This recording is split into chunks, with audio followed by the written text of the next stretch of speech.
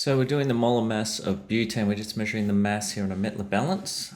So you can see the mass is 20.5871 here, and that's tared and then measured. So it's the smallest increment twice, 0.02. And so that's the measurement there. Now we're filling this up and we're going to empty the gas into that water there. And so as we get rid of all the little air bubbles, put it up on an angle, and we're slowly going to collect the gas.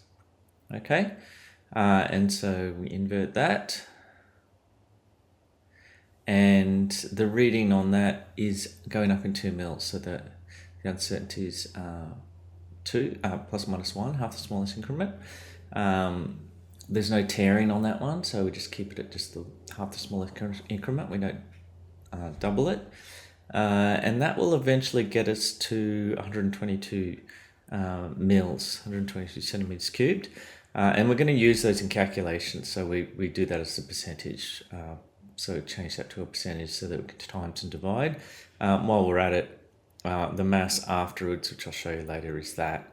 And so that's a plus or minus calculation. So we add absolutes, and then we're going to need it for a times and divide calculation later. So we turn that absolute into a percentage, so we can use it for times and divide calculations later. So that's these two calculations done. Now, we will go over errors. I think we did get a good result. We got about a 20% error. If we just jump down to here, you'll see there's a 20% error. And one of them is that volume getting pushed down by the water, so the volume's larger than it should be. Now I'm just doing the drying here, so I'm coming up with methylated spirits, which is on the risk assessments mainly just ethanol, and you can see I can get no more water out because I've flushed all the water out with methylated spirits, and then the methylated spirits dries quite quickly. Okay, and then I'm good to put it back on the balance then to get that. To get that reading of 20.5871. 20.3450. And so now that we've finished, we're just going to finish off the calculations. There was a thermometer in there, and so that was 23 degrees, which is 296.15 Kelvin. So that is a percentage of 0.02. The total pressure we got from the Bureau of Meteorology website, and the vapor pressure we got through this here as 23 degrees, so 23.0 is here. That's in pascals already. We had to convert the other one to pascals, so that's the pressure.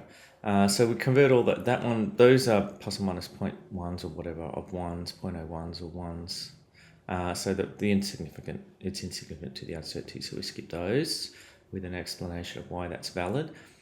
So the PV equals nRT, sub all the numbers in, add all the uncertainties that are relevant. Next calculation is molar mass. Again, put all the numbers in, add all the percentages because we're times and dividing here, and we do the uncertainty to 1 sig fig, and then we go back to absolutes, make it to one decimal place, and then correct the final answer to 1 decimal place. So it's 49.3 plus or minus 0.05. Way off. The answer should be 58. These guys are pretty smart. They were trying to look for a systematic error there.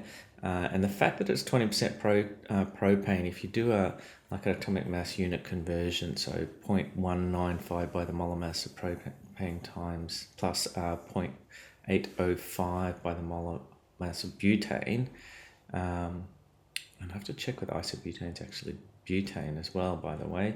That gave us down to a 10% error, and they also figured out that there was a separate compartment that water was leaking into, and they couldn't get it out. So I'm not sure about that. That would be further checking. And as I mentioned before, because there was water pulling down on the gas, it was increasing the volume, which we'll correct in a later experiment, a different experiment.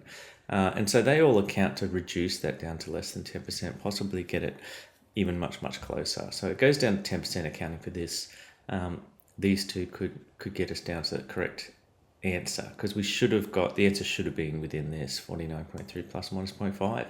Okay, so these calculations are very important for your exam. And I've set it out this way because I think this is the clearest way to set it out for internal assessments. And these sort of calculations, although not that many, maybe just one section or two sections, can easily form part of your final exam as well.